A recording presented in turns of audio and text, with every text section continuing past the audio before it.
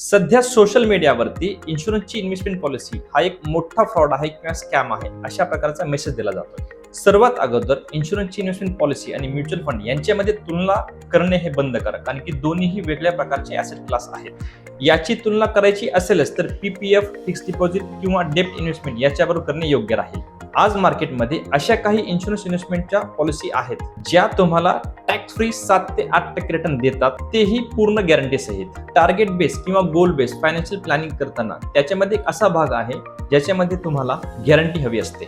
या इन्व्हेस्टमेंटमध्ये भविष्यात मिळणारे रिटर्न जे दाखवले आहेत ते मिळालेच पाहिजे. एक्झाम्पल, मुलांचे शिक्षण, मुलांचे लग्न किंवा स्वतःची रिटायरमेंट या कारणासाठी केलेल्या इन्व्हेस्टमेंटमध्ये गॅरंटी असायलाच पाहिजे. याच्या व्यतिरिक्त इतर गोलसाठी जर तुम्हाला मोठा कॉर्पस बनवायचा आहे, तसेच मोठ्या प्रमाणात पैशाची मालमत्ता निर्माण करायची असेल तर आहे ना इक्विटीचा पर्याय. मुळात लोक तुलना करताना चुकीची तुलना करतात. इक्विटी 12% रिटर्न देते आणि इन्शुरन्सची पॉलिसी ही 6 ते 7% रिटर्न देते. अरे भाऊ, जर तुलनेसाठी ऍसेट क्लासच जर चुकीचे निवडले तर गोंधळ होणारच ना.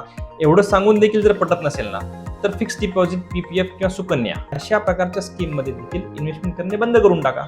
सध्याच्या परिस्थितीमध्ये इन्शुरन्स कंपन्यांकडे भरपूर प्रकारचे प्लॅन आहेत. याच्यामध्ये 4%, 5% रिटर्न देखील देणारे प्लॅन आहेत. जर तुम्ही कमी बजेट ठेवून पॉलिसी घेतली तर मिळणारी मॅच्युरिटी देखील कमीच असेल ना. तुम्हाला जर मार्केटमध्ये योग्य आणि चांगले गॅरंटेड प्लॅन कोणते आहेत याची माहिती पाहिजे असेल तर आम्हाला DM करा किंवा कॉल करा.